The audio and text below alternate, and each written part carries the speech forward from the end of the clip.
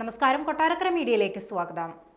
കഴിഞ്ഞ 2.5 വർഷത്തിനിടെ പ്രധാനമന്ത്രി നരേന്ദ്രമോദി നടത്തിയ വിദേശയാത്രകൾക്ക് ചിലവായത് കുറച്ചൊന്നുമല്ല, 258 കോടി രൂപയാണ്. 2.5 വർഷത്തിനിടെ നടത്തിയതാകട്ടെ 38 വിദേശയാത്രകളും. വിദേശകാര്യ സഹമന്ത്രി പബിത്ര മാർഗരിറ്റ രാജ്യസഭയിലാണ് ഇക്കാര്യം വ്യക്തമാക്കിയത്. പ്രധാനമന്ത്രി നടത്തിയ വിദേശയാത്രകളുടെ വിവരങ്ങൾ കോൺഗ്രസ് അധ്യക്ഷൻ മല്ലികാർജുൻ ഖാർഗെ രാജ്യസഭയിൽ ആരാഞ്ഞതിന് പിന്നാലെയാണ് ഈ കണക്കുകൾ പുറത്തുവിട്ടത്.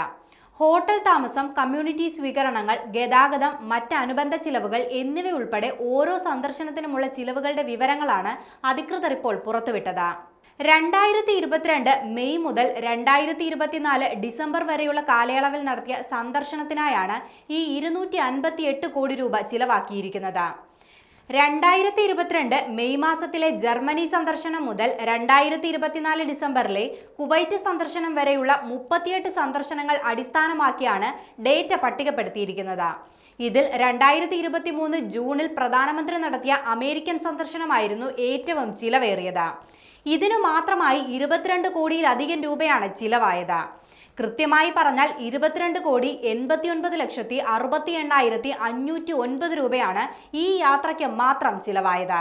2024 സെപ്റ്റംബറിലെ US സന്ദർശനത്തിന് ചിലവായതാകട്ടെ 15,33,76,348 രൂപയും. ഡേറ്റകൾ പ്രകാരം 2023 മെയ് മാസത്തിൽ പ്രധാനമന്ത്രിയുടെ ജപ്പാൻ സന്ദർശനത്തിന് 17,19,33,356 രൂപയും. ഡേറ്റകൾ പ്രകാരം 2023 മെയ് മാസത്തിൽ പ്രധാനമന്ത്രിയുടെ ജപ്പാൻ സന്ദർശനത്തിന് 17,19,33,356 രൂപയും. 2022 മെയ് മാസത്തിൽ നേപ്പാൾ സന്ദർശനത്തിന് 80,01,483 രൂപയും ചിലവായിട്ടുണ്ട്. 2022 Denmark, France, UAE, Uzbekistan, Indonesia എന്നീ രാജ്യങ്ങളാണ് പ്രധാനമന്ത്രി സന്ദർശിച്ചത്.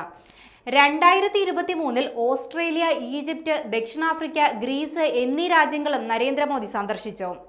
2024 പോളണ്ട് സന്ദർശനത്തിന് 10,10,18,686 രൂപ ചിലവായപ്പോൾ യുക്രൈൻ സന്ദർശനത്തിന് 2,52,169 രൂപയും ഇറ്റലി സന്ദർശനത്തിന് 14,56,55,289 രൂപയും ചിലവായിട്ടുണ്ട്.